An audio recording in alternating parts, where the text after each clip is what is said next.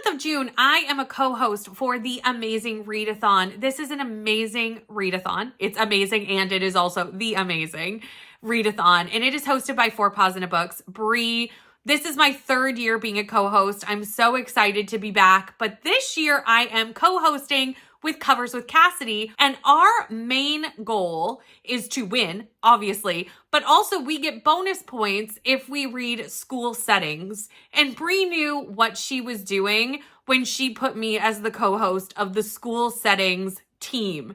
Because truly, if you've been around at all, you know I love a good book set in a school. I mean, Dark Academia is some of my favorite books that I have ever read. A lot of my favorites are Dark Academia books.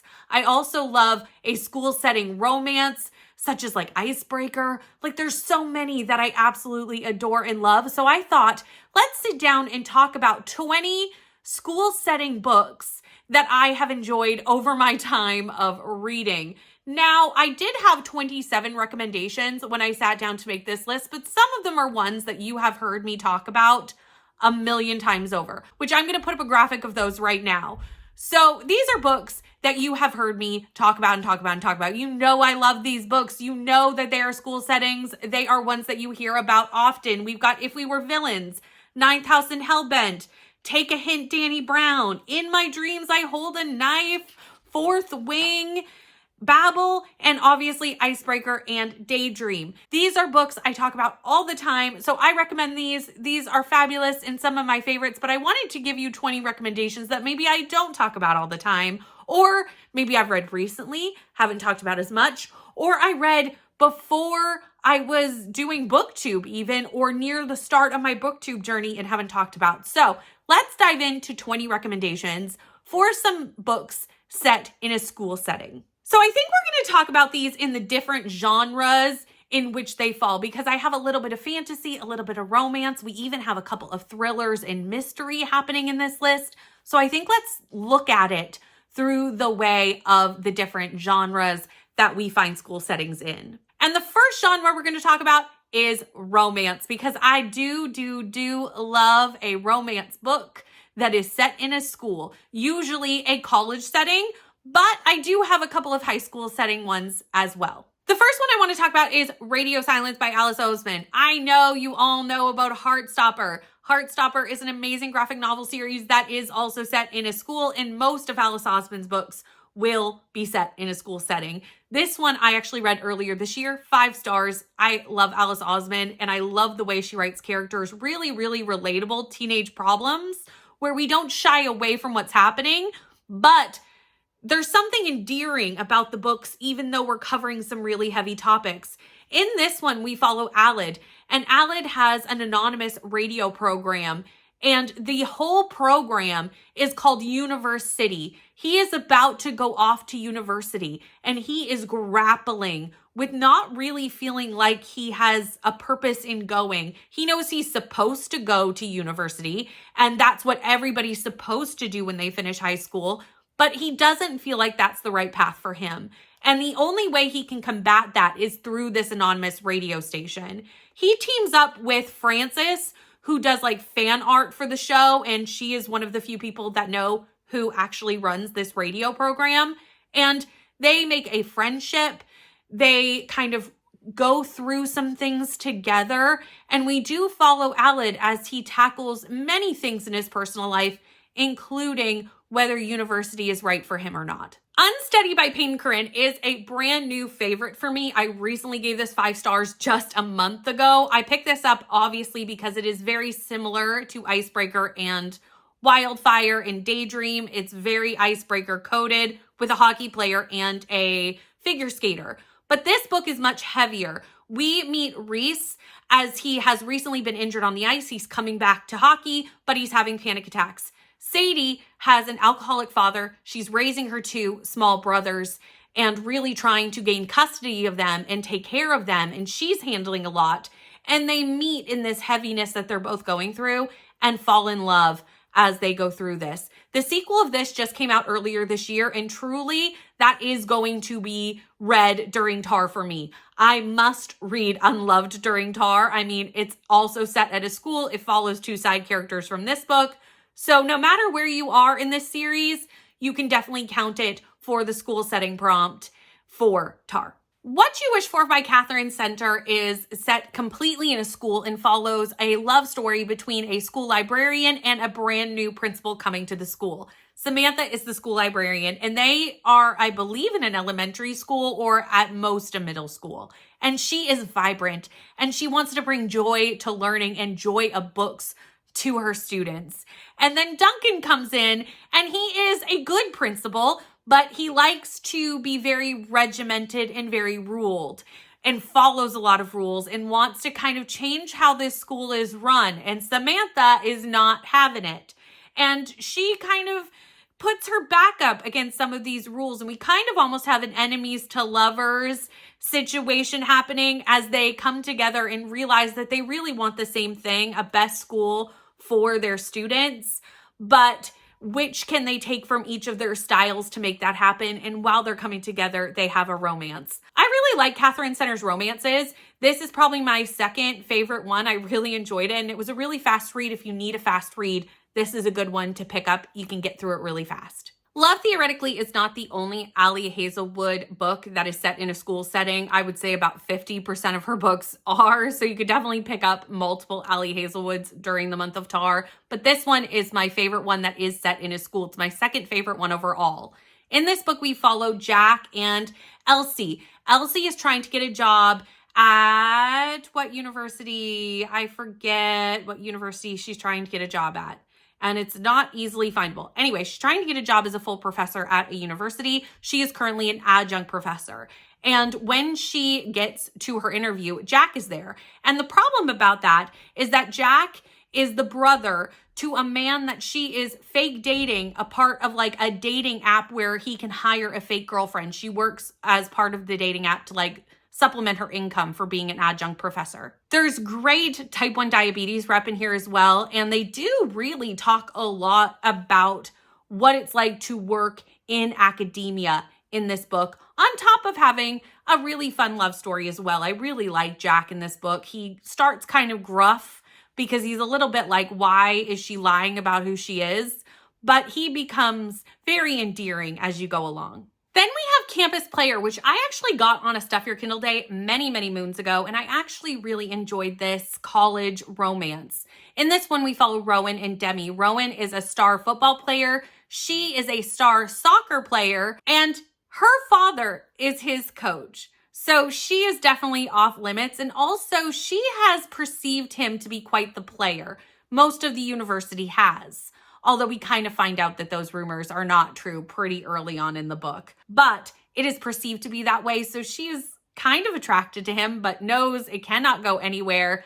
But obviously it is a romance, and it does. I have yet to continue with this series, so this is also a possibility for me at some point during Tar as well to continue on, because it has been a while since I've read the first book. And then if you're in a mood for a very quick romance retelling, I have Tangled Up in You by Christina Lauren. This is the fourth in a series. However, these series are complete standalones written by different authors. You can completely read them out of order. They do not connect in any way, shape, or form, other than the fact that they're all optioned by Disney to do a contemporary romance retelling of a different fairy tale. This one is Tangled, so Rapunzel. And in this book, we follow Wren, and she is living on a homestead and has lived a very sheltered life. She's never had a phone. She's never had a computer. Like, her life has been extremely, extremely sheltered.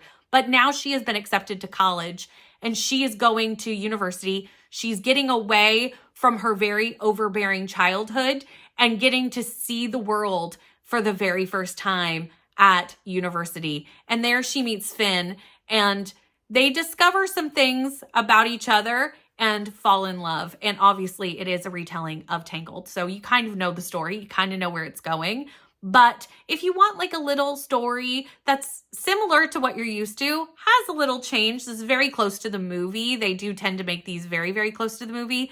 This one was a fun ride and very, very quick to read. Now let's chat about some fantasy options that are set in school settings. The first one, I actually had to double check. My memory was like, this is at a school setting. And I had to go and double check, and it is. And that is The Nature of Witches by Rachel Griffin. The one thing I love about Rachel Griffin's books is the atmosphere of Rachel Griffin, top tier. You will feel so immersed in the atmosphere of this book. And the magic system is really interesting as well. It's a little bit of a climate fiction aside into the fantasy. And in this, we follow different types of witches. The main witch we're following is Clara, however. And witches are seasonal. So there are spring witches who help keep the weather running in the spring, fall witches, winter witches, and summer witches. However, there is every once in a while something called an ever witch who can affect all the seasons. Clara is an ever witch, and she is at a training academy, a training location where all these witches learn how to use their power. A school, a witchy school, but a school nonetheless. And Clara is there learning how to use her ever witch power and to work with other witches to help combat climate change. There's a lot that goes on in this book, and it's a really beautiful book. I gave it 5 stars. If you haven't picked this up and love a witchy atmospherical read, this is a great time to do so. Speaking of a school for witches, we have Magic for Liars, which is a dark academia fantasy. And in this book, we follow a detective, a private detective. And let me remind myself of the name because I am horrible with characters' names. Ivy. That's who it is. We follow Ivy, who is a private investigator, and there has been a murder at this school. And magic is not fully hidden, but most of the public doesn't know about magic. There is a murder in the library where actually one of the professors is basically like magically cut in half.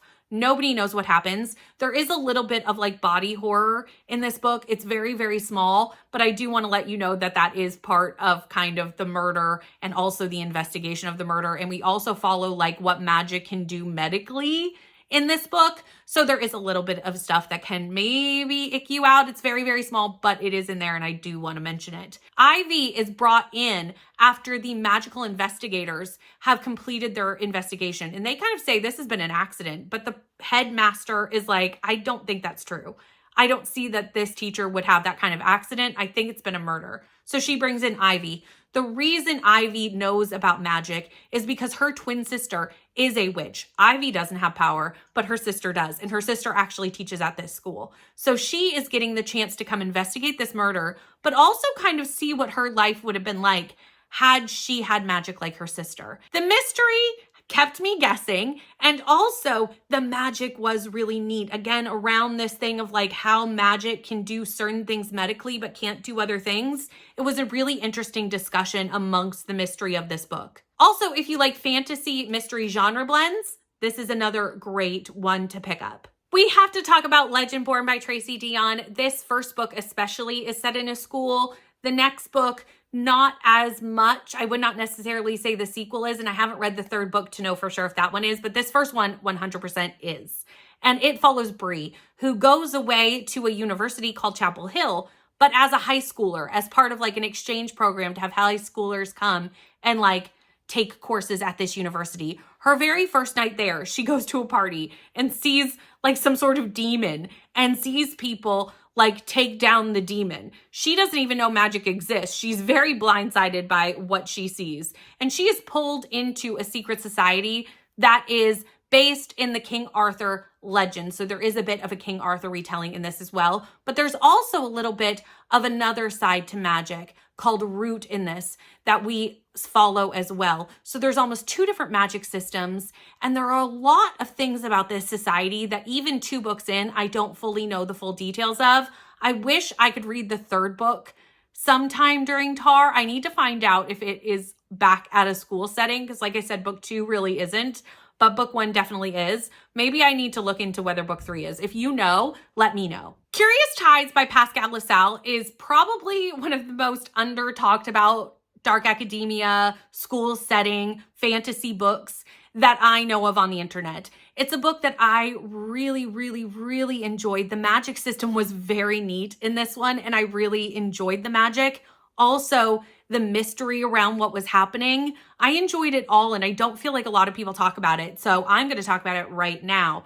And in this book, we follow multiple people. Amari and Baz are definitely our main characters, because at the start of this book, Amari is coming back to school, coming back to this school where they learn about their moon magic. Everyone at this school has different magic based on what stage of the moon they were born under. And rarely there is someone born under an eclipse, which is Baz, who has very, very powerful magic. But Amari is coming back to school a year after quite a tragic accident where a lot of her friends were trapped in the ocean, in a cave in the ocean, and they all perished. And a lot of them, their bodies were taken by the ocean and they were lost. And Amari's now coming back to school after this horrible thing has happened.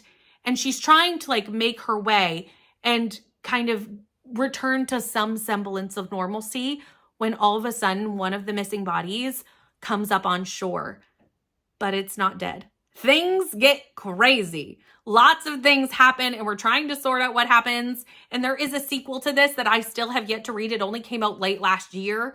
So again, another one that I may even pick up during TAR, depending on how the prompts fall and when they fall and how big of a book I can fit in during each prompt, and also what sightseeing books and what those sightseeing prompts are. My next two fantasy recommendations are middle grades, and I'm sure you've heard about them, but I don't talk about middle grade a lot on this channel, so let's chat about a few of them, and that is Nevermore by Jessica Townsend.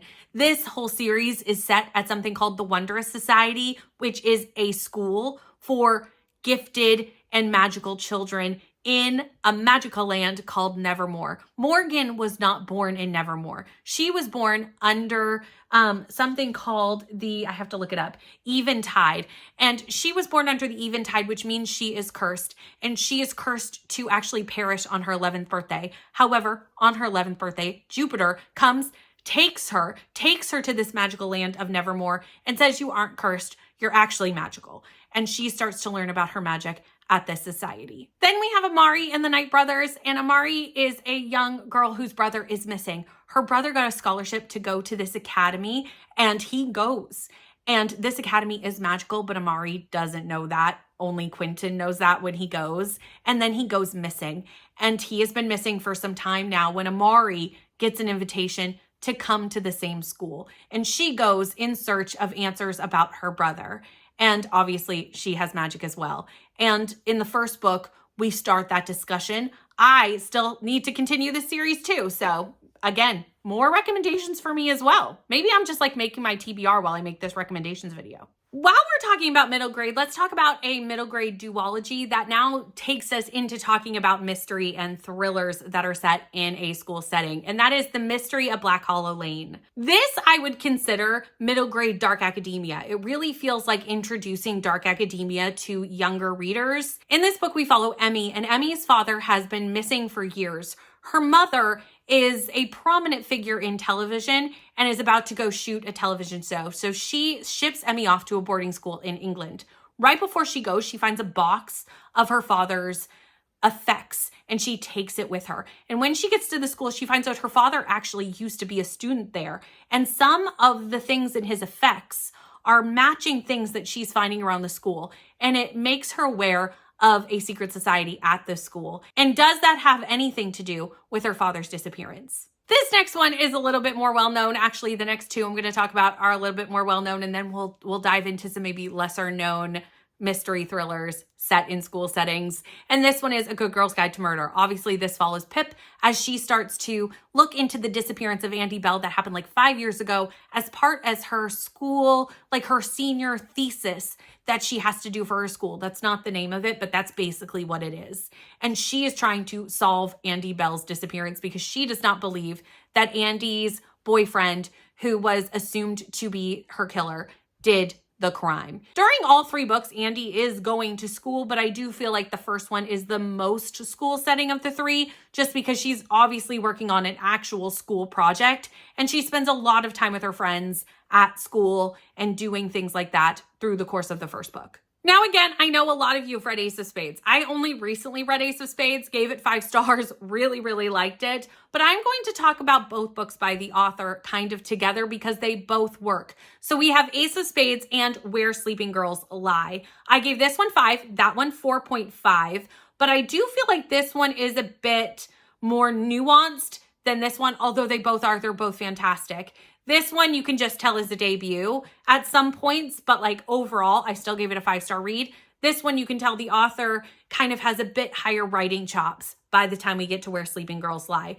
But again, I did score this one higher because I did like the story a little bit better. So, you know, both are fabulous. Both of them are dark academia. Both of them cover some really, really heavy topics.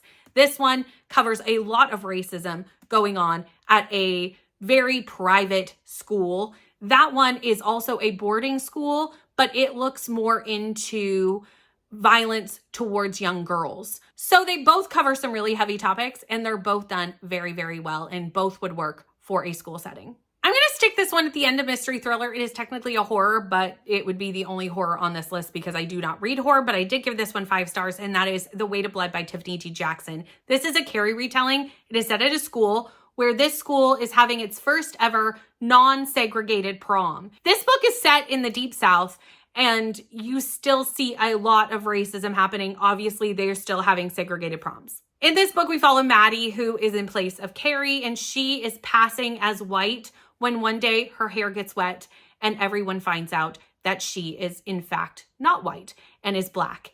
And they start to ridicule her and tease her and make her life very, very difficult. And the racism in this book is very, very overt. So please go into that with yourself kindly.